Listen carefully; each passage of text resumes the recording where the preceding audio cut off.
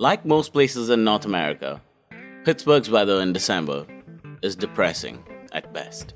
We decided to get as far away as possible from here.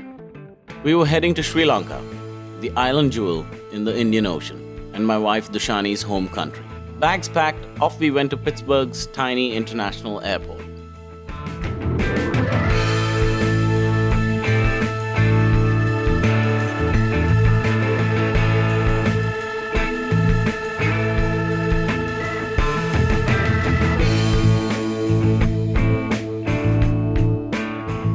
We had connections in Detroit and Amsterdam. Not looking forward to the 28-hour journey at all. In any case, we were all buckled up and ready to go.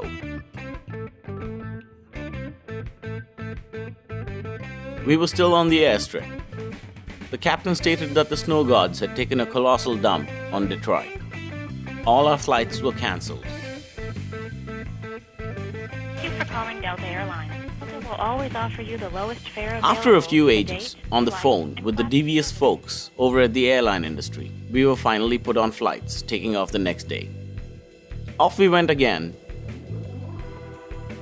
This time, we were going first to Atlanta, then London, and then finally Colombo.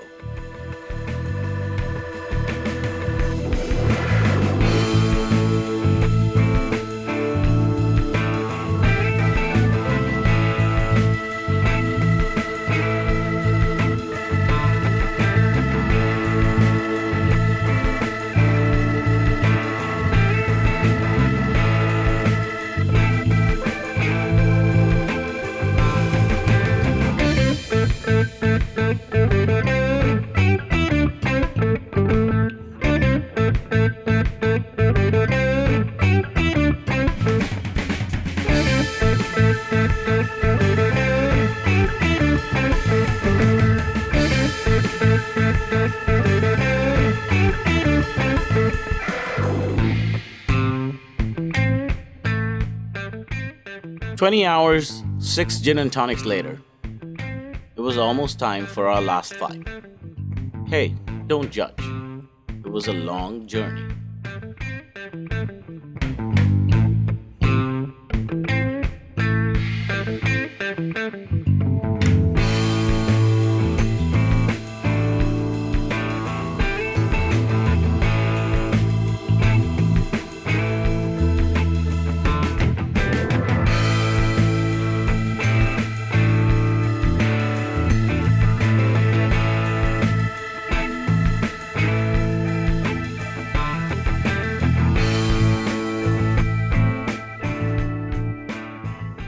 Sri Lanka, about 10-15 years ago, was a crazy place to be. Today, not so much. Today, it's kind of remarkable.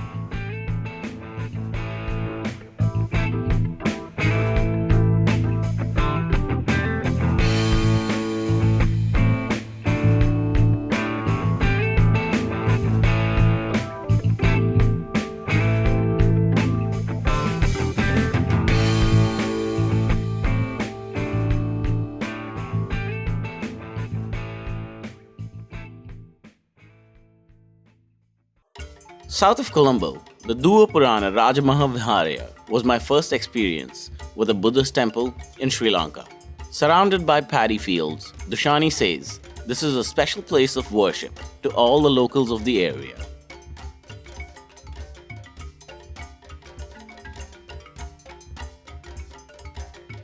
In Colombo, we got an extensive breakfast of eggs, hash browns, and some local Indian and Sri Lankan food at Latitude in the Taj Samudra Hotel. Soon, we experienced stunning ocean views and extreme luxury at the legendary Galle Hotel. Spielberg, President Nixon, Sir Arthur Conan Doyle, many have loved their stay here. The Traveler's Bar, in particular, is perfect to throw back a few beers and discuss challenging local topics like politics or cricket.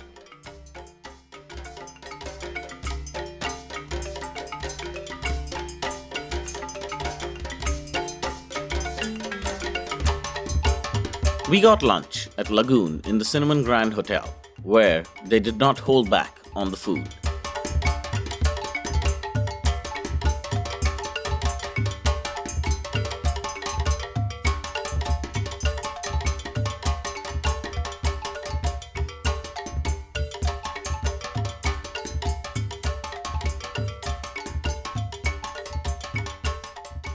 Delicious, enjoyable things poured out of the kitchen. It was a stream of several traditional Sri Lankan favorites.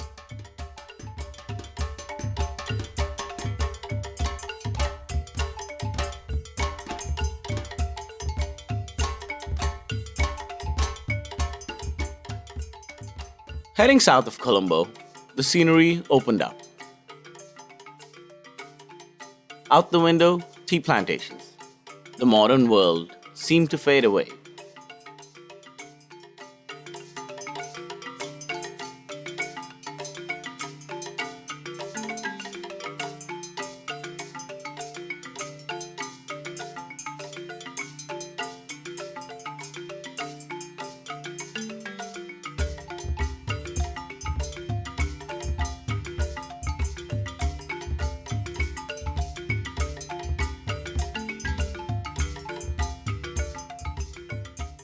Built in 1270, the Mahasaman Devalaya is a historic citadel and shrine for the guardian god Saman. The god Saman is worshipped deeply in the region of Ratnapura and the surrounding areas. On a day-to-day basis, the religious program involves the lighting of incense and several lamps. Tens of thousands of devotees visit the shrine every year.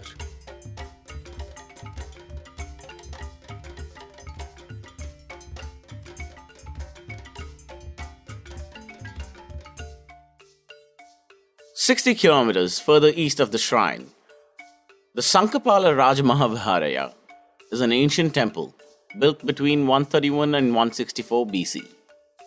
It was constructed primarily to protect a famous conch shell that belonged to a giant warrior called Husadeva.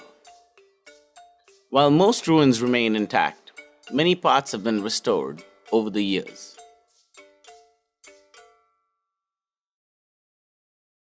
Eventually, we reached our beautiful riverfront lodging for the night. Eliant Odovalava calls itself a luxury boutique hotel, but I say it's much more. Organized safaris, outdoor bathrooms, the food, everything was just excellent.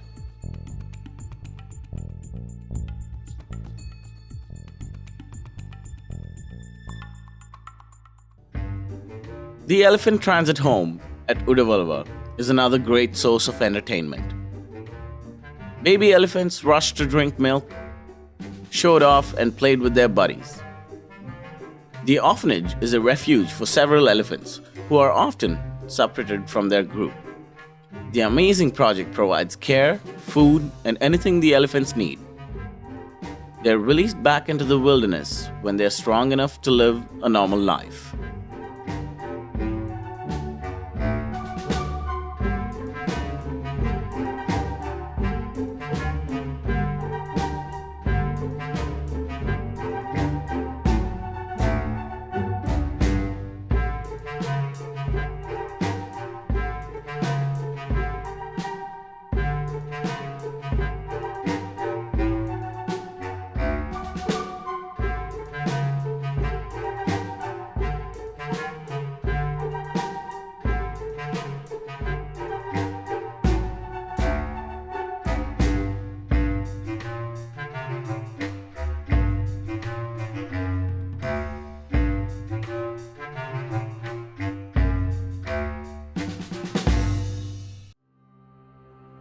Sri Lanka has delicious food, flavors, and ingredients that should be familiar to any fan of Indian cuisine.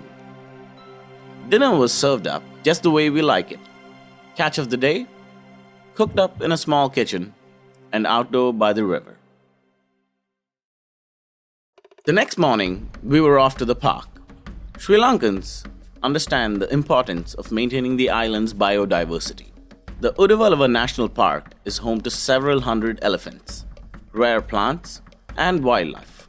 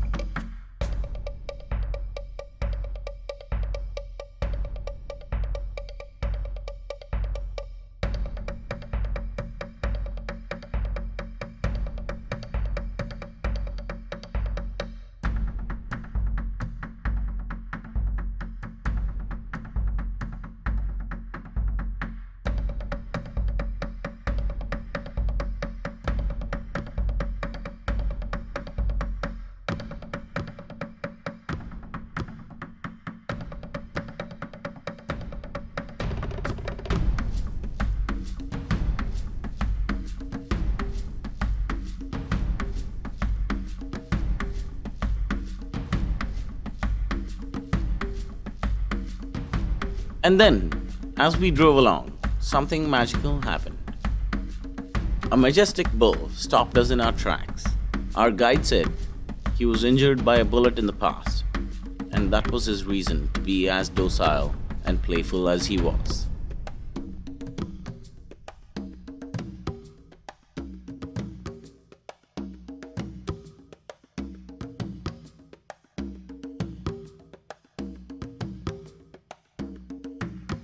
Anyway, you would expect one of the country's most important national parks and the beauty to be overrun by tourists and gift shops. But no, this place was absolutely stunning.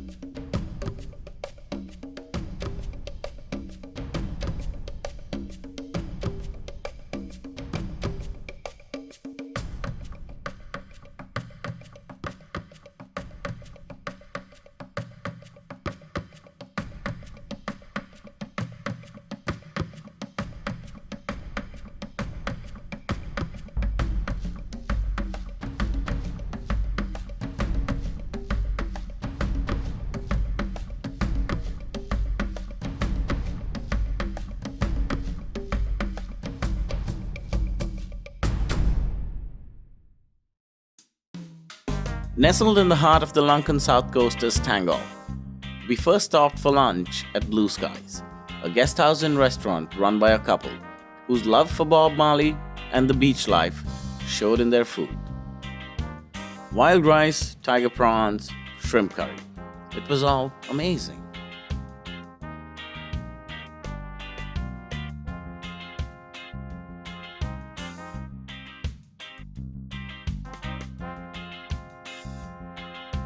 Lanka Beach Bungalows was our lodging for the night.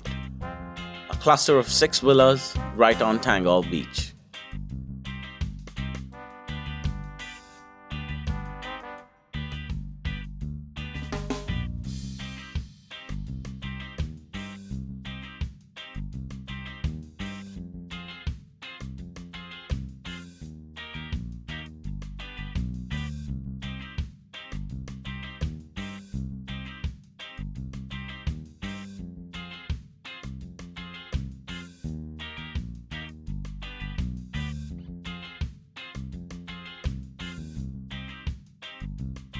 A stylish infinity pool, a somewhat super-friendly German owner, and believe it or not, we had 24/7 access to miles of an untouched, clean beach.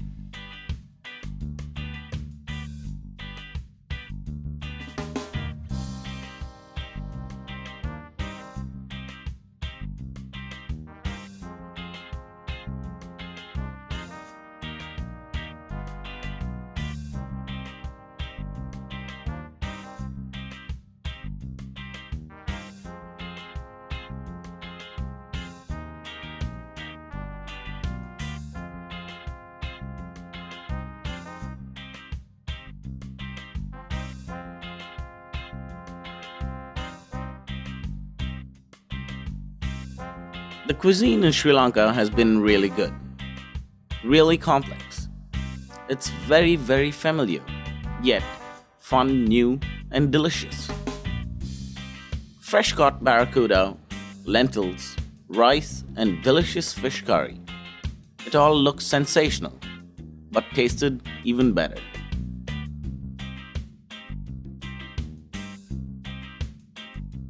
The next morning, we caught the sunrise at the beach with some of our furry friends.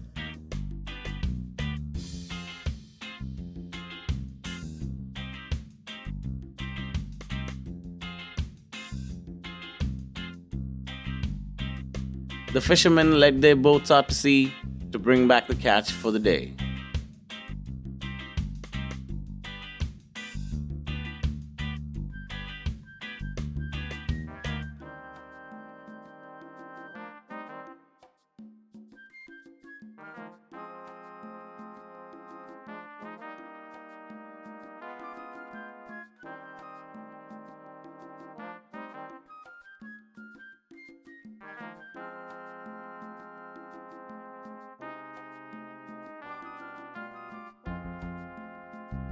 Breakfast was served with some hot tea, and we were back on the road again. We were on our way to Galle.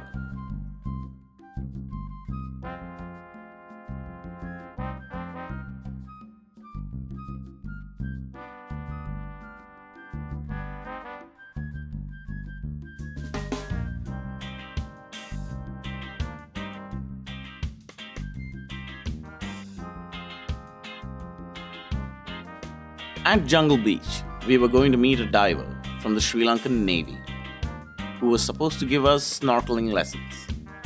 Unfortunately, he ducked out at the last minute to attend to a crisis at sea. We managed to deal with the touristy gear and our amateur diving skills.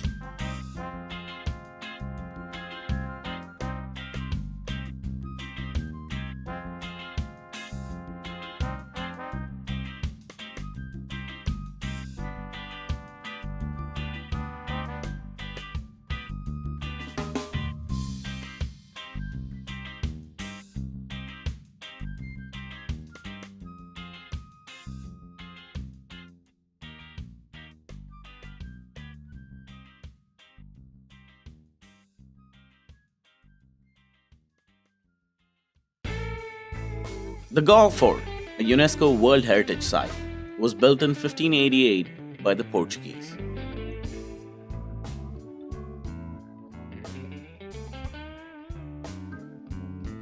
We spent a couple of hours here, checked out an old lighthouse, and walked through the trendy neighborhood filled with gelato and coffee shops.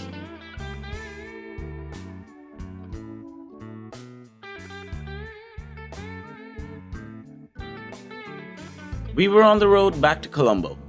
Car trouble, Peacock's Crossing. It was an adventure. Fortunately, ours was a great one.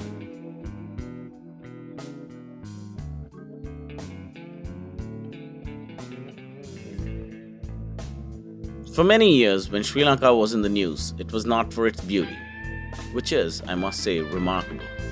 It was not for its people, who are, in every way, kind, generous, and entertaining. Or for its food, which is really, really great. It was known for its 26-year-long internal conflict. What was previously unthinkable happened. The Sri Lankan people rose up and fought.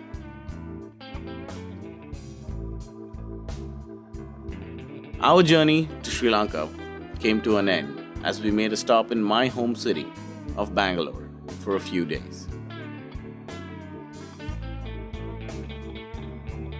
We then had connections in Paris and New York, and finally we were heading back home to Pittsburgh.